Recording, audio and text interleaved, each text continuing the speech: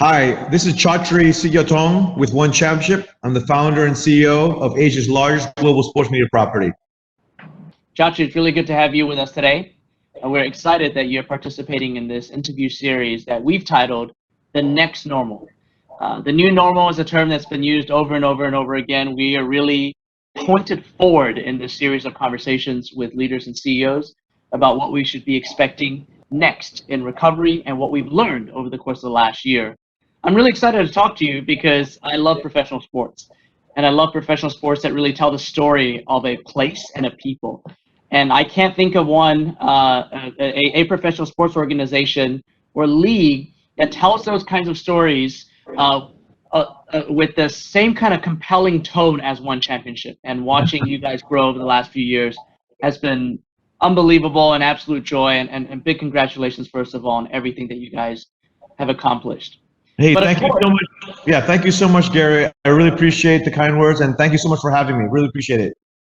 Now, of course, not everything has been smooth sailing for One Championship, and really the last year with COVID-19 has just been an unbelievable threat to the live sports business, and it has meant that everyone in the live sports business, yourselves included, has to zig and zag, and there have been a lot of struggles, a lot of obstacles that are still to be overcome.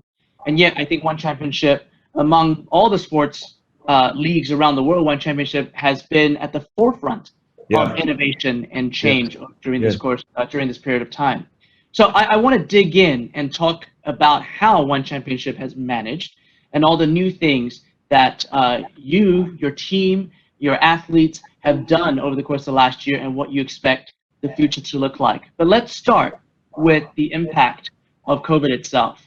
Now, in March of 2020, which feels like a lifetime ago, Media Partners Asia forecasted that there was going to be a 35% drop in sports-related media revenues in 2020 for the APEC region.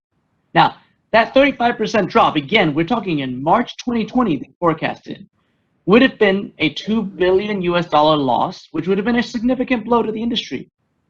But that forecast neither assumed the length of the disruption to live events that COVID-19 eventually had, nor, on the positive side, the creative innovation of Asia's sports industry. So my first question to you, Chatri, is this. How deep, really, did the pandemic impact become, right, for the sports events and media industry across APEC? So definitely, this is, and I said to my team as things were unfolding, last February and March, right, that this is the single worst crisis the world has ever seen in 100 years. And I definitely believe that, just again, my travel a couple weeks ago to the Middle East just showed me how difficult things are with COVID protocol everywhere now and borders being closed. And for us, we were down, the Singapore government actually shut down the entire country for about 3 months. So for One Championship, we didn't have any events from March, April, May. And it was very difficult. And I remember when Singapore was going to go into lockdown, I remember thinking, man, like going back home, and I just was really frustrated and disappointed and quite frankly down. Because suddenly we had no visit. We were supposed to have a record year in revenues and viewership and all that stuff. And suddenly I didn't know, was this going to be a 3-month lockdown, a 12-month lockdown, a 24-month lockdown? Like, I didn't have any visibility. And so I felt sad for about a couple of days. And then suddenly I just had this like light bulb moment. And I held a company meeting and I said, this is the single worst crisis in 100 years, but this is also our opportunity to show our greatness as a team. It's because it's one thing to operate when things are normal and deliver results. It's another thing to operate in the middle of a crisis and deliver extraordinary results. And so I challenged my team. I said, hey, everybody, like, let us get inspired. Let's be inspired. And by that time, I was really excited because I was like, let's think about, these are the 2 things I want you to think about, everyone. And I said, how are we going to get through this? How are we going to thrive in the middle of the pandemic? Number 1, creativity. we will be faced with new problems we've never seen before, and it requires new creative innovation and new ways of thinking, new solutions to solve these problems, I said. So everyone's got to be super ultra creative. No idea is dumb. Let's think outside the box. Second, I said, equally important is resilience. I said, we're going to get more obstacles, setbacks, failures, and rejections than ever before because of the operating environment. And with that, my team just incredibly, I'll just leave it at this. We were operating only for 9 months of last year, but versus the 12 months of the year prior, we beat our TV viewership numbers by 50% year over year, and our social media metrics were up 300%. Social and digital, our online viewership numbers were up 300% versus the prior year, despite us only operating for 9 months. And that is a testament to creativity and resilience by my team. And this is what I told my team as well. I said, a ship is not made for the calm waters of the harbor. It's made for the rough seas in search of new horizons. And I challenged everyone. And so we actually ended on a record high, and I was ecstatic. Like I couldn't, I was thanking my team profusely when we started this year, but I was just blown away. Like, I was fully prepared for viewership numbers to get cut, social digital to be down, and I didn't think we were going to be up 50% on viewership numbers on TV and then 300% on social and digital and online metrics. But my team just cranked up the content engine. Our esports division, stepped up and did online tournaments that garnered massive viewership. They're doing Mobile Legends and Dota 2, and it was just it was incredible to see the team rally. So just in the same way, in the crisis, you see the best and you see the worst of humanity. Right. And for me as a CEO, I not only saw, the humanity, the best of humanity in the frontline workers, in Singapore and around the world, quite frankly, but in my team, there's no question in my mind that the team that I serve is truly extraordinary in every way, Well, first of all, congratulations for what sounds like an incredible result in 2020 in the midst of this incredible generation. And I would never predict. I mean, in March, if you had asked me, I would be like, man, I think we're going to get down 50% all metrics, whatever. I just thought for sure, right? Now, can I add? Because we obviously know that, and the reason why, one of the many reasons why we're chatting today is because of the innovation that One Championship has brought pre-crisis, in crisis, and likely post-crisis. And so clearly you guys are ahead of the pack in many ways. But do you have a sense if the rest of your industry, and I'm talking about the live event, especially live sport event and media industry in Asia, did others see maybe not your level of success in 2020, but also some surprising success? Or was that forecast from March 2020 that revenues would be dropping in 35% throughout the year, is that was that forecast more accurate for other players in the industry? Yeah, I mean, if I look again in the region around the world, most properties weren't even able to get back up. Right. And some are still not up, still, right? So they've been out of action for a year. I'm talking about the local and regional players. I'd say the global players like NBA or NFL or Champions League or EPL rather, all found a way eventually to come back online. But yes, you're right. One Champion was actually the very first global sports property. One Champion was the very first global sports property to come back online in Asia. We came back in June actually, and all of Asia was shut down, the sports, media, entertainment sector. And then I give all the credit to the Singapore government. They really entrusted us as the first, again, property of any kind, sports, media, entertainment, or music.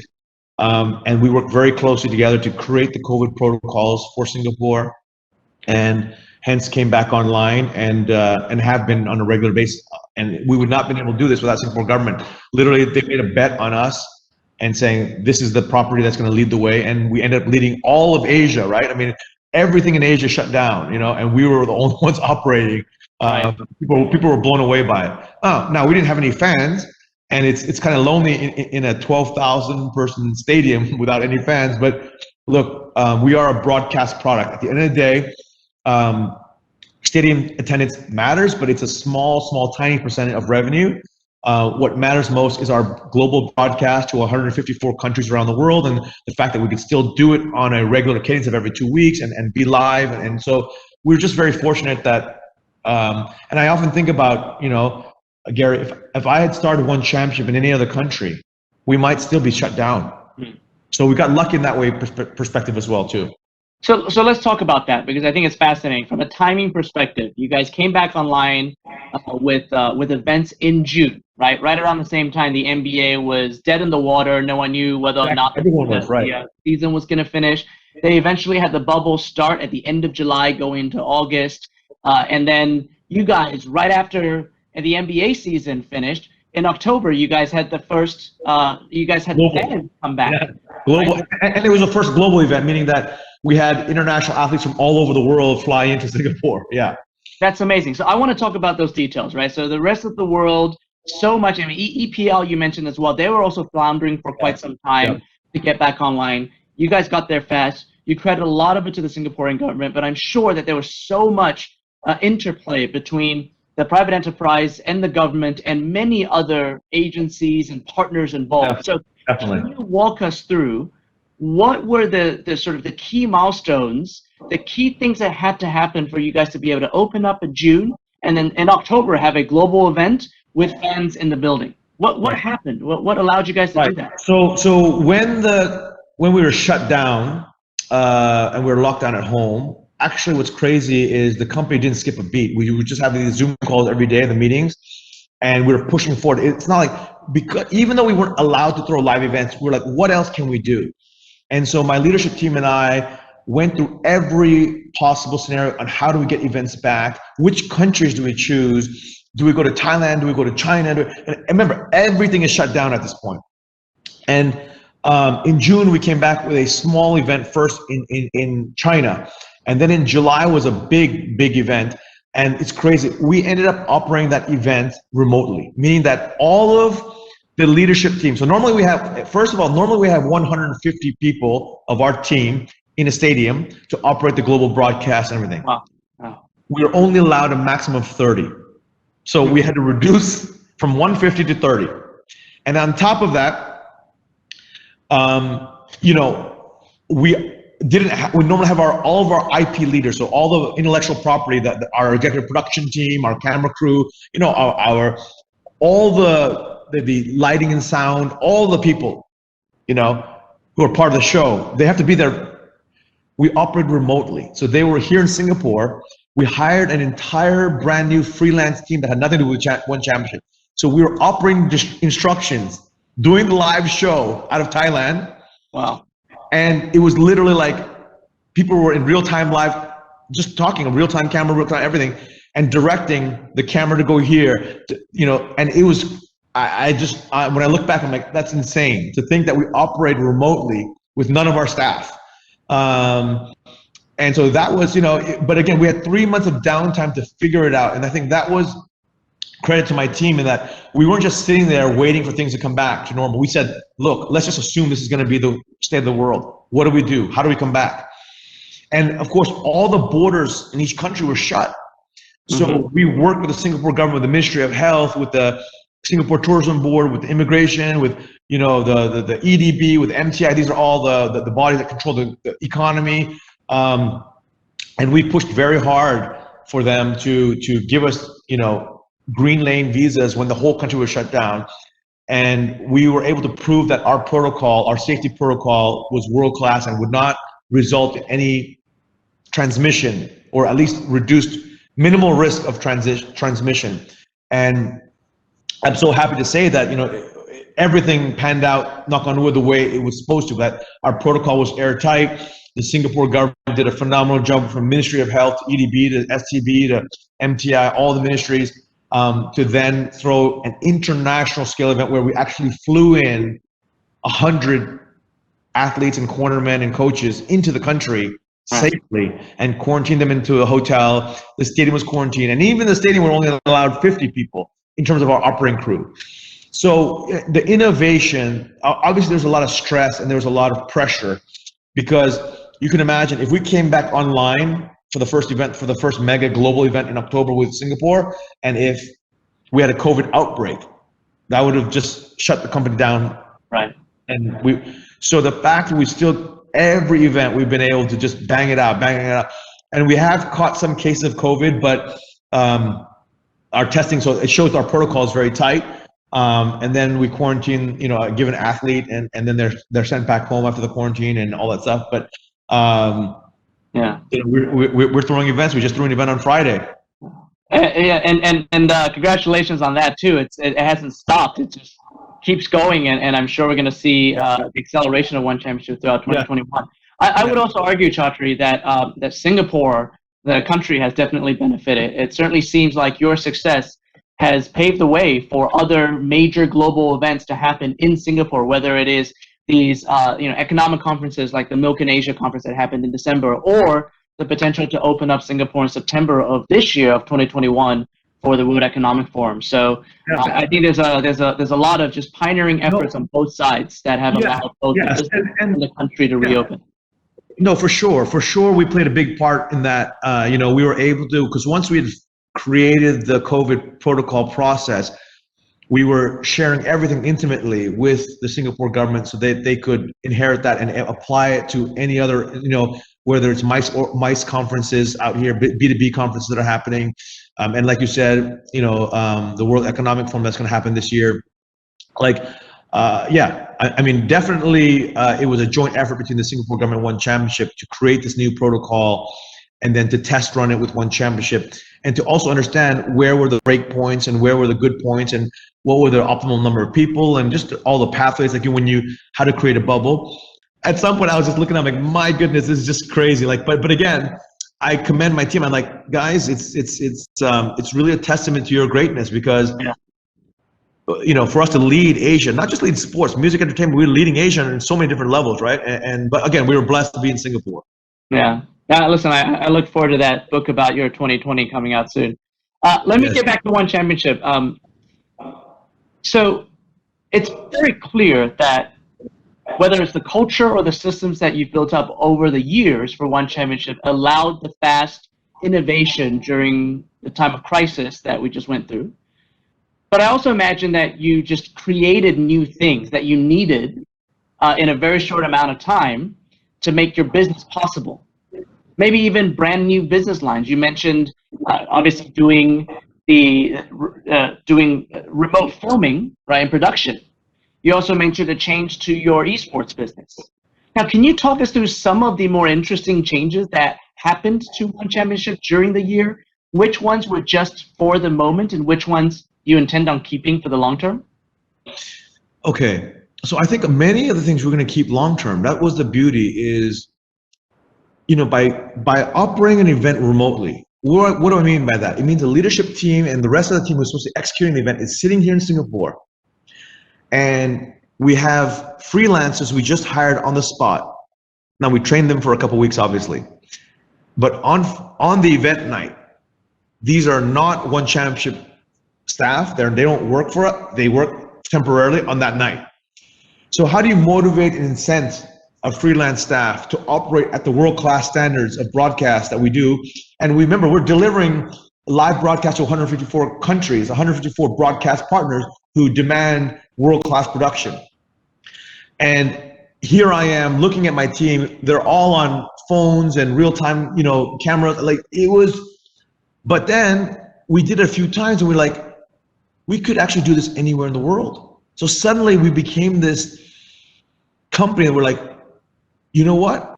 We could actually shoot an entire show with our entire team here in Singapore and shoot in the middle of Alaska on the North Pole. It could be New York City. It could be,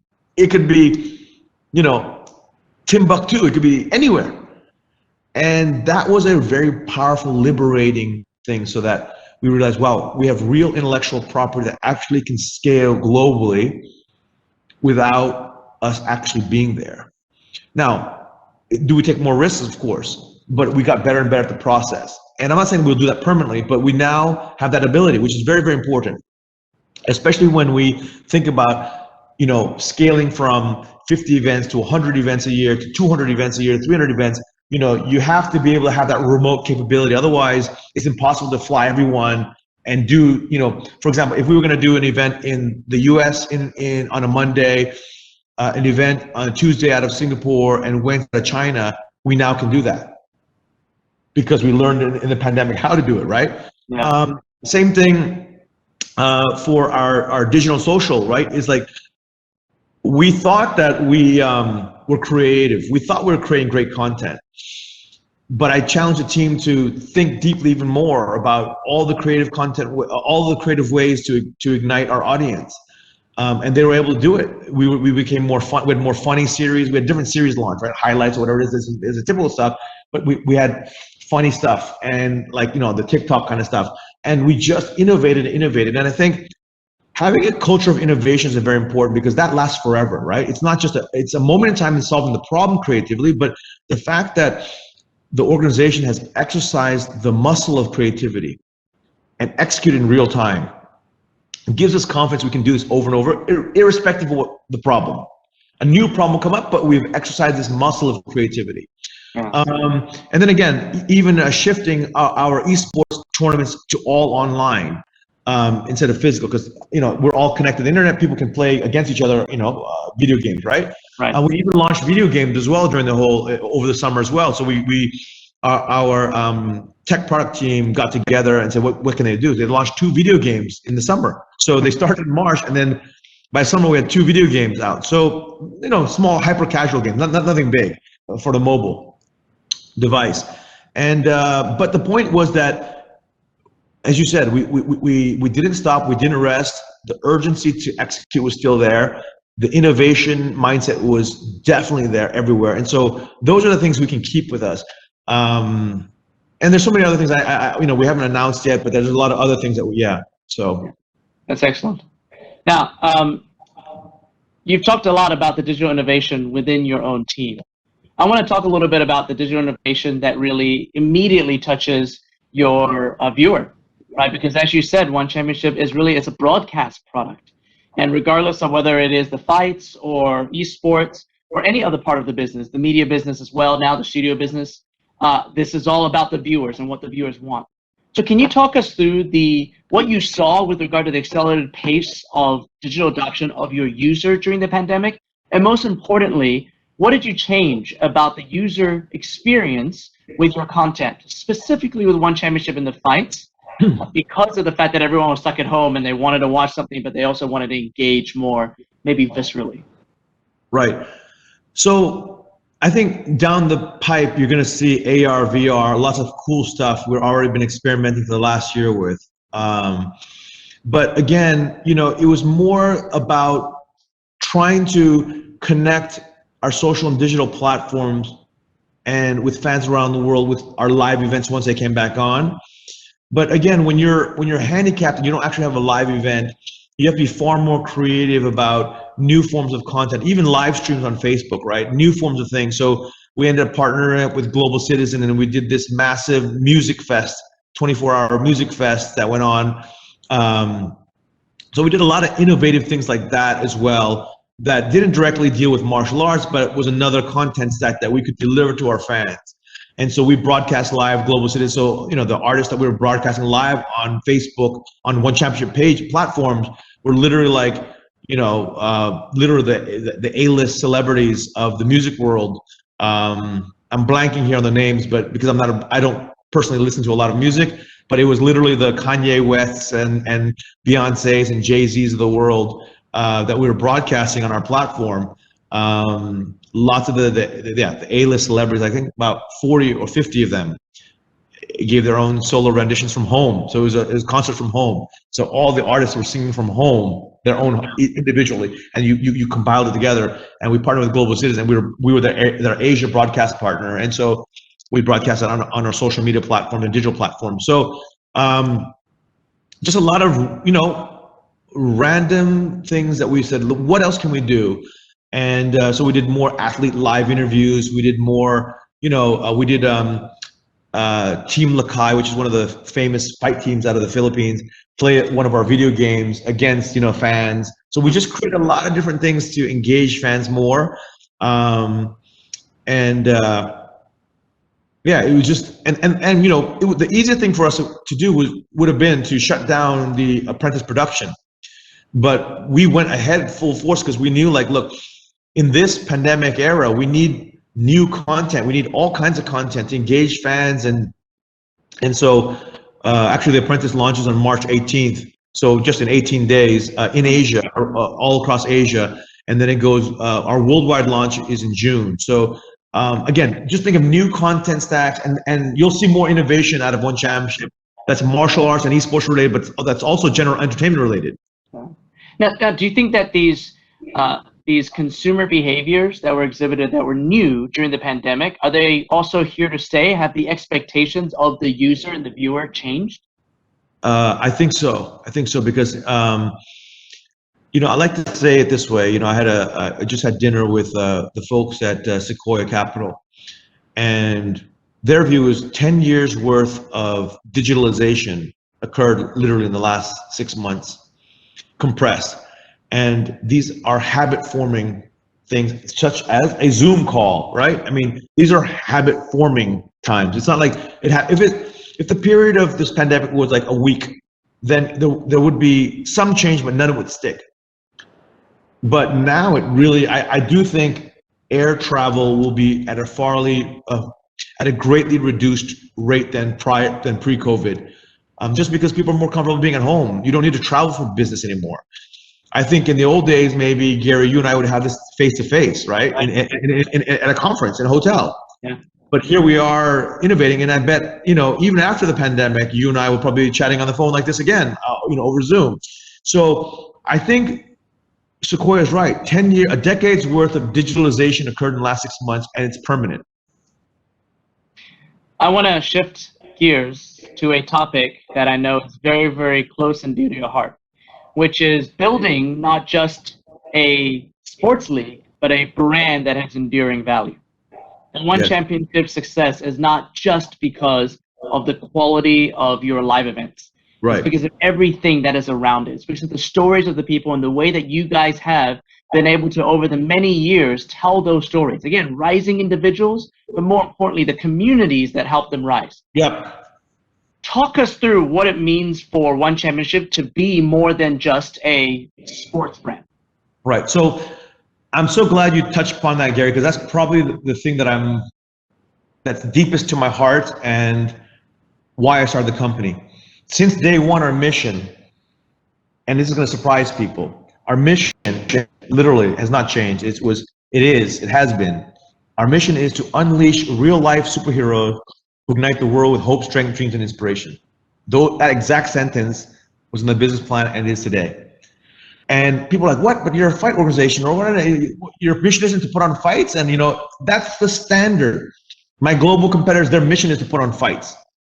But I really thought deeply about creating, you know, Asia's first global sports media property to celebrate Asia's greatest cultural treasure, which is martial arts. You know, a 5,000-year history here, but I wanted to do it in a way that was positive for the world, meaning that if we took, and I always say this is the formula for success for One Champion: values, heroes, and stories.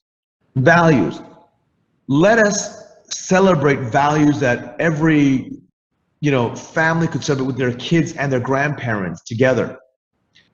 So integrity, humility, honor, respect, courage, discipline, compassion. These are the bedrock values of martial arts, but these are actually wholesome values to the family. Heroes. Let's unleash heroes who can unite entire countries. And then stories. Let's tell their stories of overcoming impossible odds, tragedy, adversity, poverty, etc., to ignite hope, strength, dreams, and inspiration around the world. And I always tell my team, I just had a company meeting here, and I said, and I just say this every month, our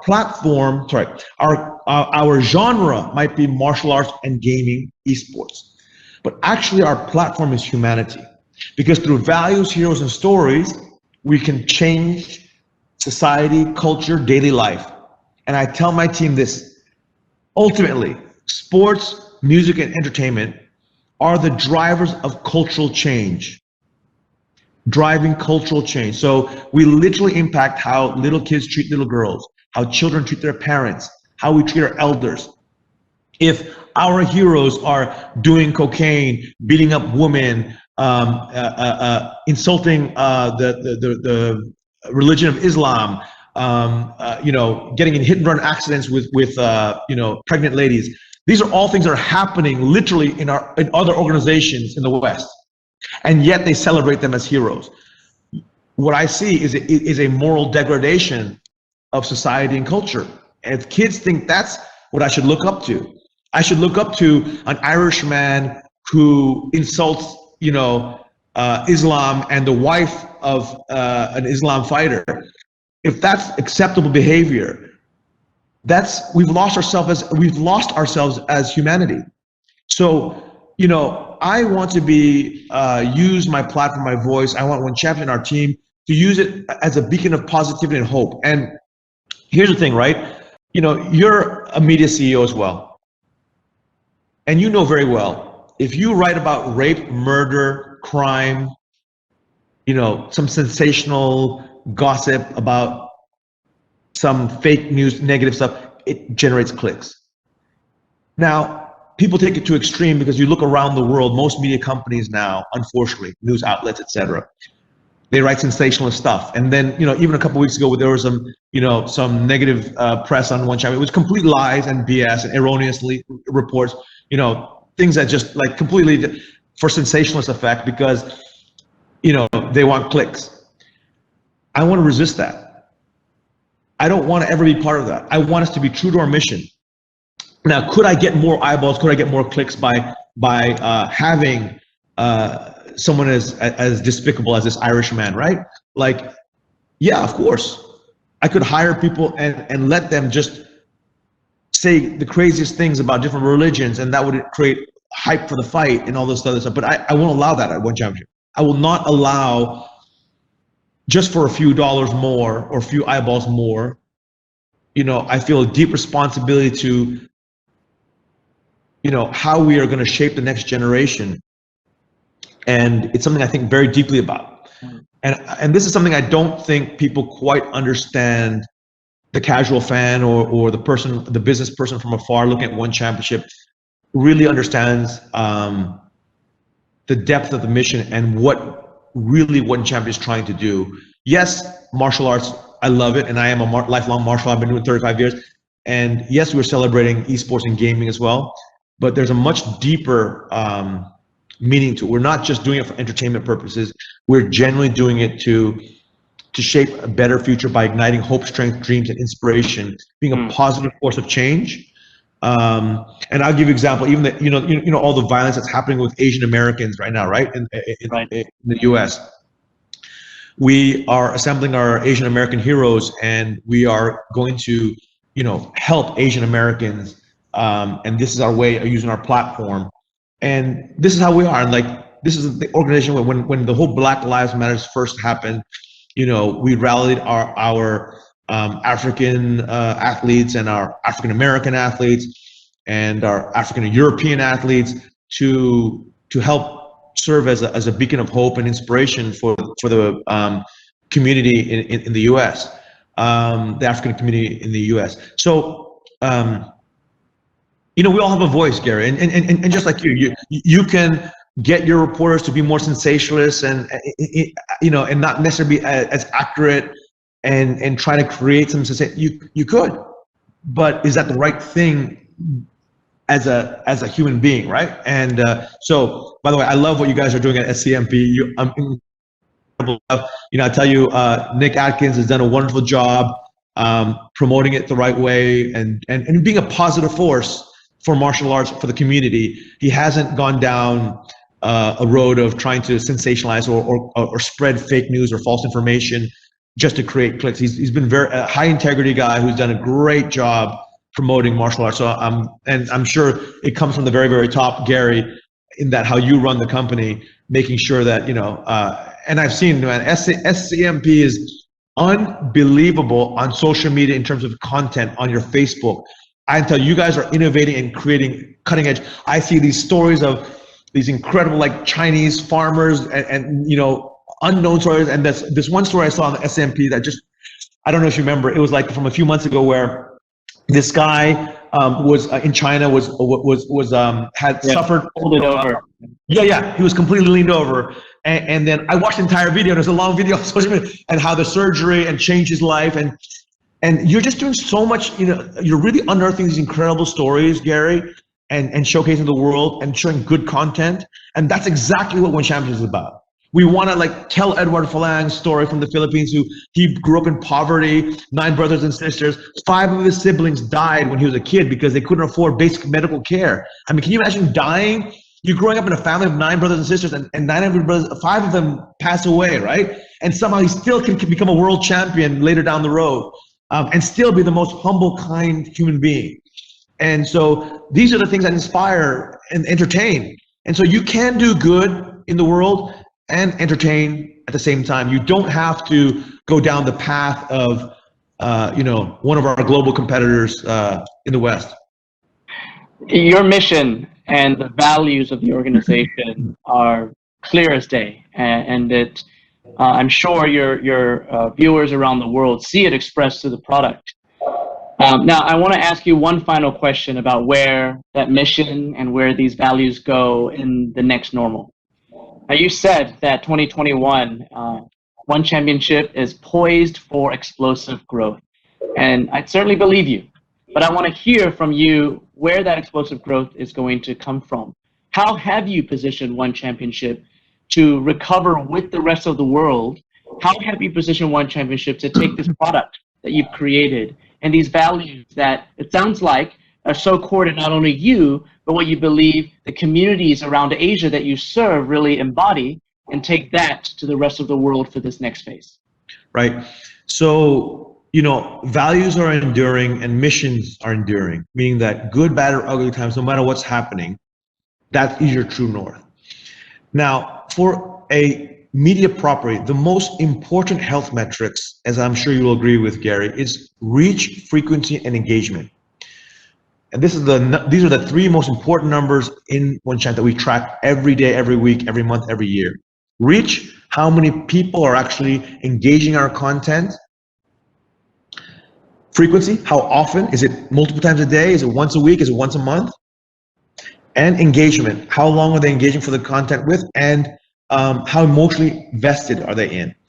And these are the 3 drivers that I care about most. And that's why I'm saying these 3 hit all record highs with One Championship into 2020 and are on pace for another record year this year. I can see all the metrics, growing sequentially every week, every month. And this is the most important, because that RFE, we call it RFE internally, that RFE pulls up revenues. It pulls up our ability to monetize with fans, right? Selling more t-shirts, selling more, protein shakes or whatever you want to call, or, merchandise, video games, etc. But also to advertisers and sponsors, we're reaching more and more eyeballs. And so just by definition, they'll have to pay more because they get more out of it, they get more return. And then even from government's perspective, governments who've been, a lot of tourism ministries have been very supportive of One Championship. They pay for the events to come, etc. And that is also very important to them, is what kind of reach, frequency, engagement number are One Championship bringing to the country. And then, so it's the whole ecosystem that really, at the end of the day, if you're able to continue to drive RFE, you will have a very healthy, strong media property. Now, within that, how do you do it? Obviously, martial arts content. Obviously, it's esports and gaming content. Obviously, it's apprentice with general entertainment content, and so forth. And so we have a pipeline of different activities coming out of content stacks. But if you think about Disney, Disney as a platform, Disney actually originated with Mickey Mouse and Star Wars, and I don't remember the exact order, but it was Star Wars and Avengers, etc. Then it was ESPN, and then it was ABC. So if you look at the content sector of Disney, they have Mickey Mouse for little kids, they have Avengers for adults, they have Star Wars for teenagers, and different content. They have the ESPN, which is not a sports property, but sports distribution for the sports fan, and ABC for general news and general entertainment. So if you look at that content stack, they have the roadmap. That's the brilliant roadmap on how to build a global dominant media property. And One Champion has taken a lot of lessons from that playbook. Yes, we are a sports property or rather, we are Asia's largest global sports media platform that has two main sports properties, which is one championship for martial arts and one esports for esports and gaming. But if you think about the platform, what is it? It's our brand, it's our content engine, it's our distribution to 154 countries, it's our storytelling, it's our production values of both live production and post-production, it's our various content stacks, and of course, ultimately at the end of the day, it's our values and mission. So all of that holistically, so what we're building, we truly believe we're building a legendary company that will be around for generations to come and doing good for generations to come. Well, once again, Chatri, thank you so much for joining us for this conversation. Thank you for sharing so many things about the organization, about the way that you think, about the way that you see the world, both through crisis as well as the opportunity to come. And congratulations again to One Championship for what sounds like an incredible 2020 and even more exciting 2021 to come. So thank you for sharing with us on how you plan on thriving in the next normal. And I look forward to having another conversation with you soon. Hey, great questions, Gary, and thank you so much. And I wish you and SMP the best. And if there's anything I can do to help you or SMP, please let me know. I appreciate that.